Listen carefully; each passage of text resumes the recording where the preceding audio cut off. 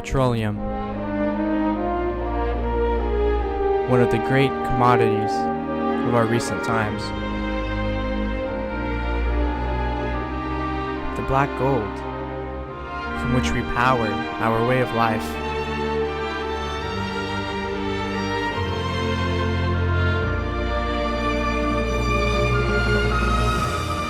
Every job, every product, and every future is inexorably tied to this valuable resource.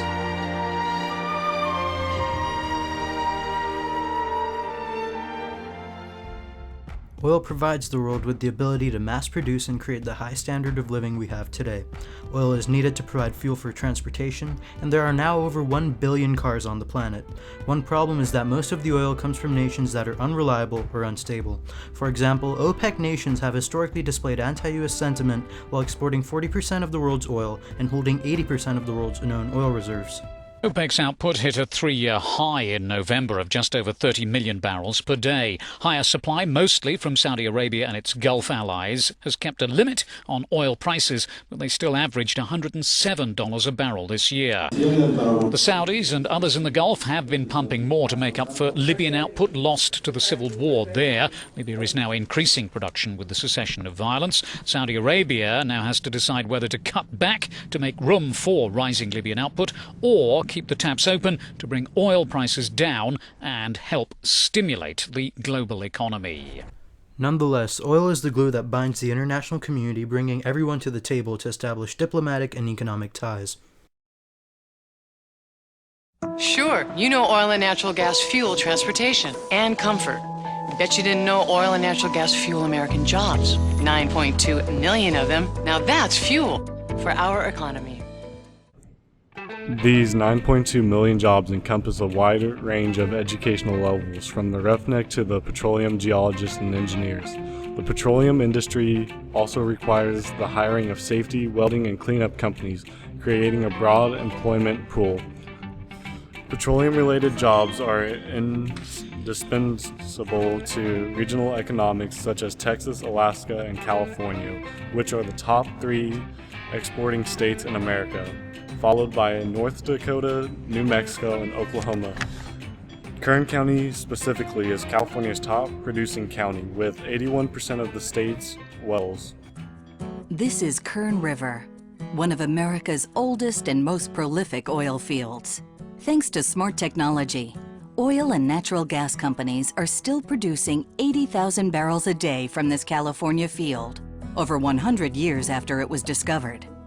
Since 1899, a total of 2 billion barrels have been produced from Kern River, which is expected to hold up to 4 billion barrels of oil in total.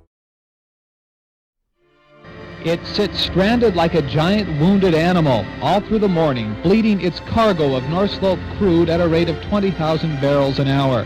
By this afternoon, the Exxon Valdez had leaked 265,000 barrels of oil into the waters of Prince William Sound. At more than 11 million gallons, it's the largest spill in the 10-year history of the pipeline system. Nothing is without its faults. Oil's track record has been marred by the Exxon Valdez and, in more recent years, the Deepwater Horizon's oil spills. These accidents have caused widespread ecological and economical damage where they have occurred. But the oil companies at fault have put in billions upon billions of dollars towards cleanup and compensation for these rare occurrences.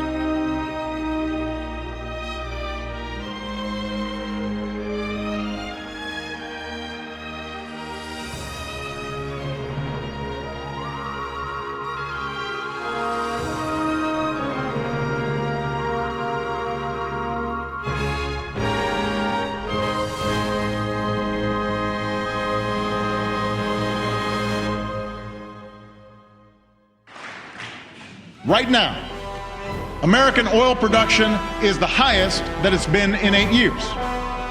That's right, 8 years. Not only that, last year we relied less on foreign oil than in any of the past 16 years.